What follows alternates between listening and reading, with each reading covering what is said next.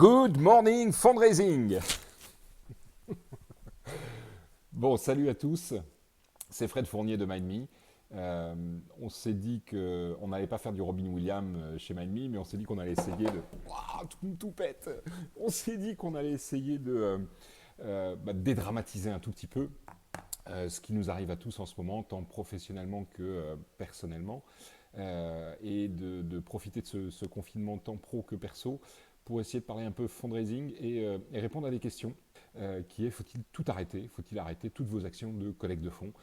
Mais avant d'essayer de répondre à ça, peut-être donner quelques éléments de pourquoi et comment cette vidéo. Ce qui serait bien, c'est que, vous puissiez la regarder jusqu'au bout. Alors celle-là va être peut-être un tout petit peu longue parce que j'explique un peu la façon dont on veut continuer et faire et ouvrir le débat.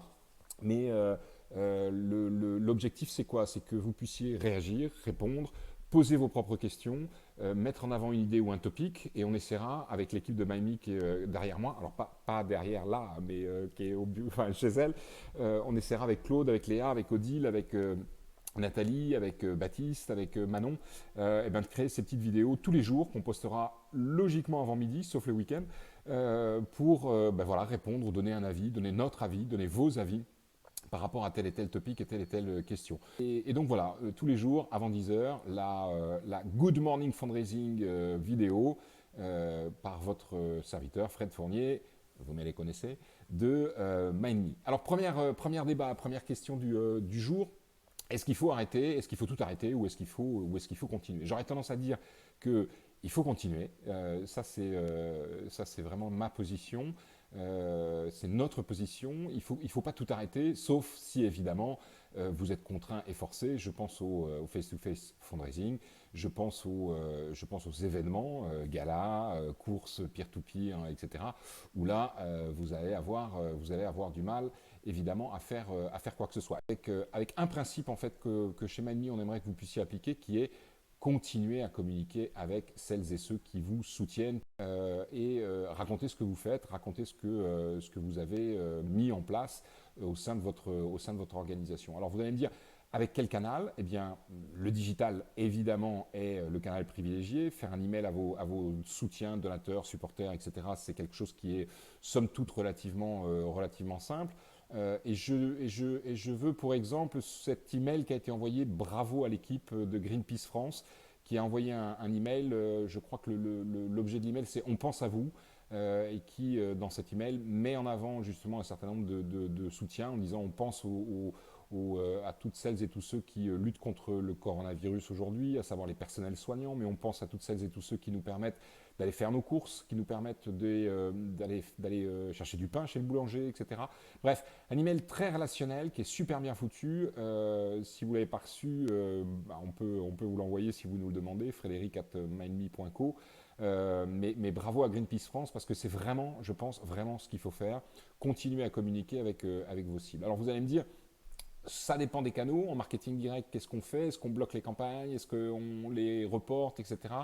Je pense et j'aurais tendance à dire que les campagnes de prospection, si elles devaient être envoyées dans les 10-15 prochains jours, là, il faut peut-être mieux postponer, comme disent les anglo-saxons, parce que voilà, c'est peut-être pas forcément la meilleure des périodes pour arriver à avoir de nouveaux donateurs, notamment en marketing direct.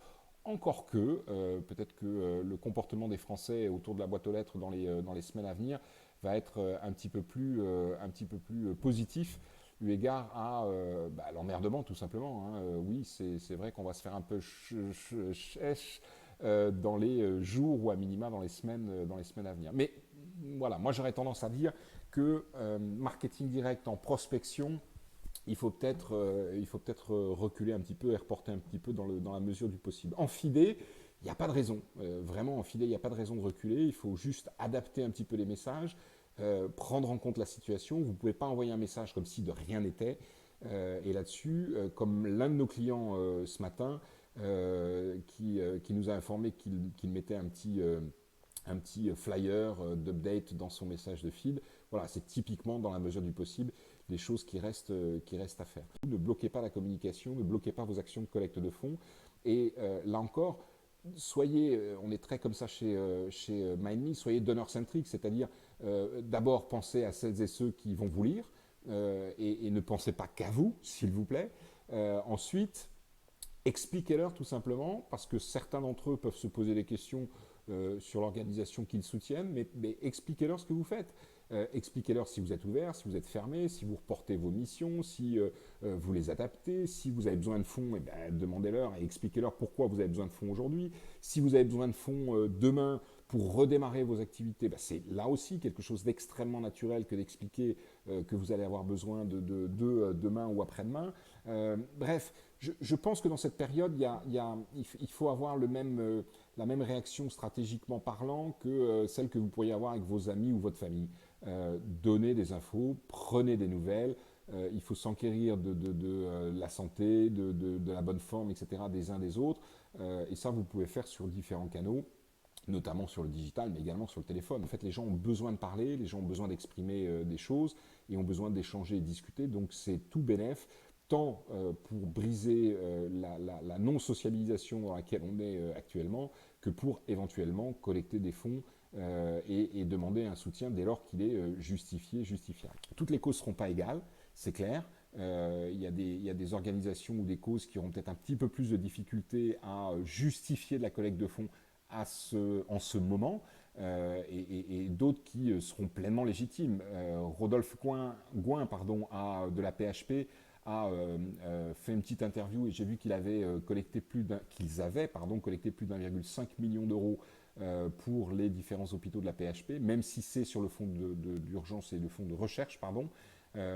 Voilà, on se rend bien compte qu'il y a pas mal d'initiatives et que la cause ou les causes médicales, santé autour de l'hôpital notamment, vont avoir plus de facilité, en tout cas de légitimité et de crédibilité à collecter que d'autres causes. Mais là encore, vraiment, n'arrêtez pas tout, réfléchissez, posez-vous 2 minutes pour savoir comment est-ce que je fais sur quel type de canal et qu'est-ce que je dis, qu'est-ce que je peux faire passer comme information à mes supporters et mes donateurs, mes soutiens, etc., etc. Le pire, voilà, si vous deviez, en ce jour 4 de notre confinement et cette première vidéo de MindMe, si vous deviez retenir qu'une seule chose, c'est ne bloquez pas tout, réfléchissez à ce que vous pouvez dire à vos soutiens, à vos donateurs et sur quel outil. S'il y a vraiment des légitimités, une crédibilité très forte, pensez à des opérations avec des médias qui vous permettront de toucher le plus grand nombre. La télévision, en ce moment, je peux vous assurer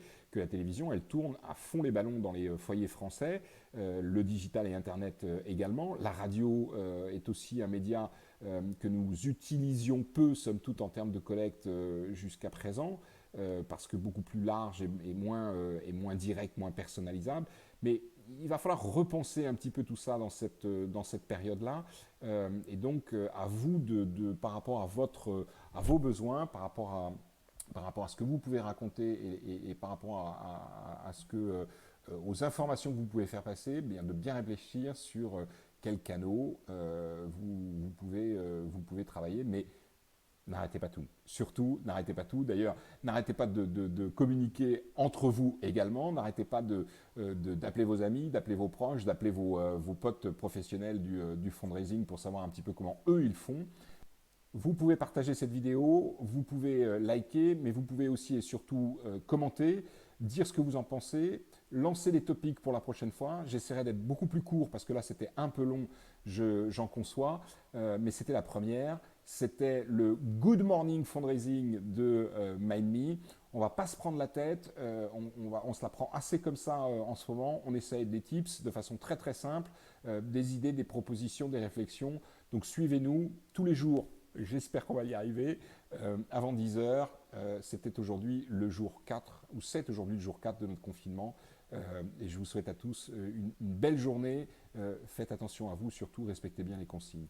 Ciao, à bientôt.